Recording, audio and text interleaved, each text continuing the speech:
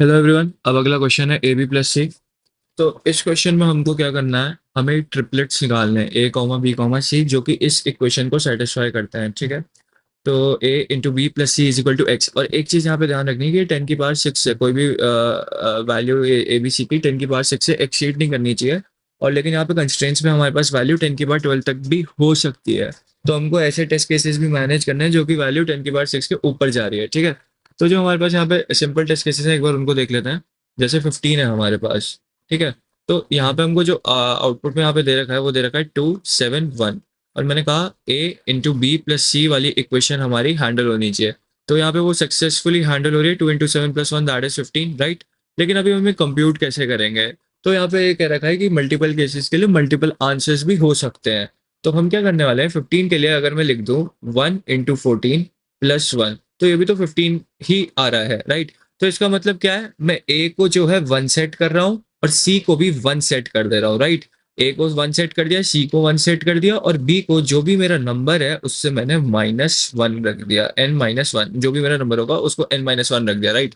तो ये हमारा आंसर तो आ गया, ये हमारा आंसर है। ठीक है, लेकिन लेकिन लेकिन अगर कोई वैल्यू 10 की पावर 7 है, अगर कोई वैल्यू 10 की पावर 7 है, लेट्स से 10 की पावर 7 आ गया, तो ए और 1 और बी सी भी 1 है, लेकिन 10 की पावर 7 -1 करूंगा तो वो तो 10 की पावर 6 से बड़ा हो गया, राइट। तो वो तो 10 की पावर 6 से बड़ा हो गया, और मैं जो आंसर है ए और बी और सी मतलब इनमें से किसी की भी वैल्यू एक्सीड नहीं करनी चाहिए 10 की पावर 6 से। तो मुझे ये वाला केस भी हैंडल करना पड़ेगा। और इन्होंने ये भी कह रखा है, मैंने ये बताया ना, कंस्ट्रेंट्स 10 की पावर 12 तक जा सकते हैं। तो हम क्या करेंगे, एल्स इफ कंडीशंस लगा देंगे कि अगर अगर कहीं पे भी वो एक्सीड कर गया, अगर कहीं पे भी एक्सीड कर गया तो हम डिवाइड कर लेंगे।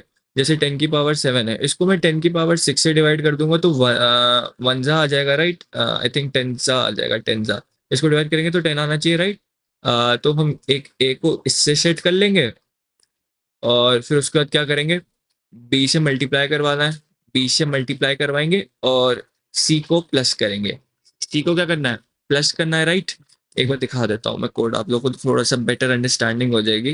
तो ये कोड है इस चीज़ का। अगर मेरी वैल्यू 10 की पावर 6 से कम है, अगर इफ इट्स लेस देन 10 की power 6, if it's less than 10 to the power 6, then A is 1 and your C is also 1 and C is also 1 and B is एक नंबर माइनस कर देंगे ना हम, क्योंकि मुझे ये वाली इक्वेशन को सेटिस्फाई करना है, राइट।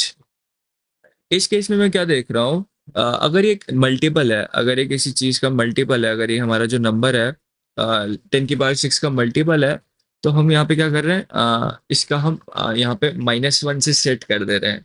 ऐसा क्यों कर रहे हैं, ध्यान से देखना, ठीक है। अगर जैसे मेरा नंबर है लेट्स से 1 0 0 1 2 3 4 5 6, ठीक है, ये नंबर है हमारा। ठीक है, X is equal to this. अब मैं क्या कर रहा हूँ यहाँ पे, ध्यान से देखो, इसको डिवाइड करके -1 कर रहा हूँ, ठीक है।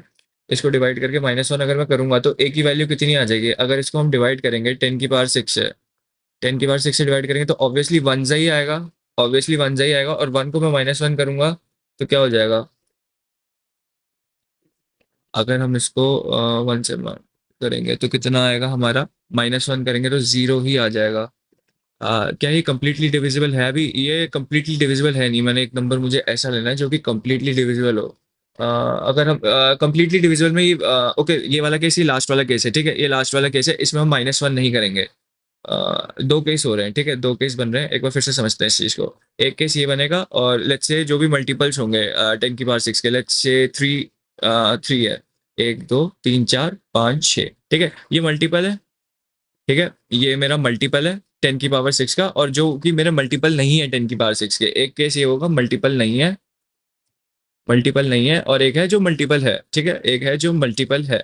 तो जो मल्टीपल वाला केस है ना, इसमें अगर मैं डिवाइड करूंगा तो 3 आ जाएगा। मुझे बस एक कोई भी रैंडम निकाल देना आंसर, राइट, क्योंकि मल्टीपल केसेस एग्जिस्ट करते हैं। तो इसमें मैं क्या करूंगा, ए इज इक्वल टू, इसको -1 रख देते हैं, इसको हम -1 रख देते हैं, तो A by B -1, sorry A by B क्यों कह रहा हूँ, 3 इंटू 10 की पावर 6 डिवाइड बाई 10 की पावर 6, डिवाइड बाई 10 की पावर 6 अगर मैं करूँ और -1 कर दूँ तो इसका आंसर 2 आ जाएगा।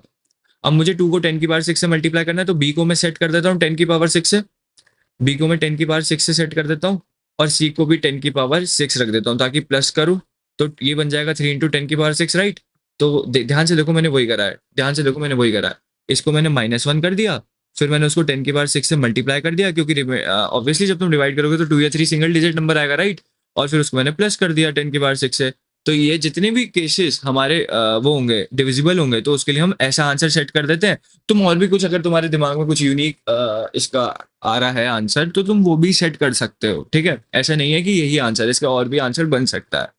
और अगर जो चीज मल्टीपल ही नहीं है, जो चीज मल्टीपल ही नहीं है, जैसे इस केस में मल्टीपल ही नहीं है वो, तो डायरेक्टली मैंने ए को क्या करा, 10 की पावर 6 सेट कर दिया। ए को मैंने 10 की पावर 6 सेट कर दिया, ठीक है।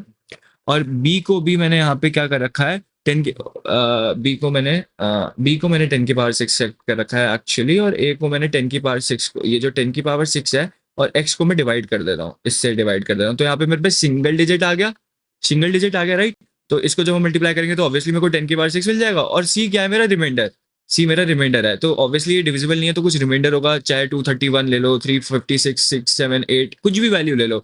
1 के बाद 10 की पावर 6 के टर्म्स में कुछ भी वैल्यू जो भी होगी वो हम रिमाइंडर के उससे निकाल लेंगे। कैसे निकालेंगे, ऑब्वियसली जब मैं किसी एक्स नंबर को परसेंटेज ये मॉडुलो ऑपरेटर यूज करूंगा, तो मेरे को रिमाइंडर मिल जाएगा और मेरी इक्वेशन सेटिस्फाई हो जाएगी। तो आई थिंक ये जो लास्ट की दो कंडीशन है समझ में आई होंगी। अगर मल्टीपल है तो डायरेक्टली उसको -1 करके एक ऐसा केस बना दिया मैंने ताकि उसको मैं हैंडल कर सकूं, वरना मैंने ये एल्स केस लगा दिया कि अगर वो मल्टीपल नहीं है ना, तो जो रिमाइंडर है वो डायरेक्टली प्लस कर दो और कुछ नहीं करना।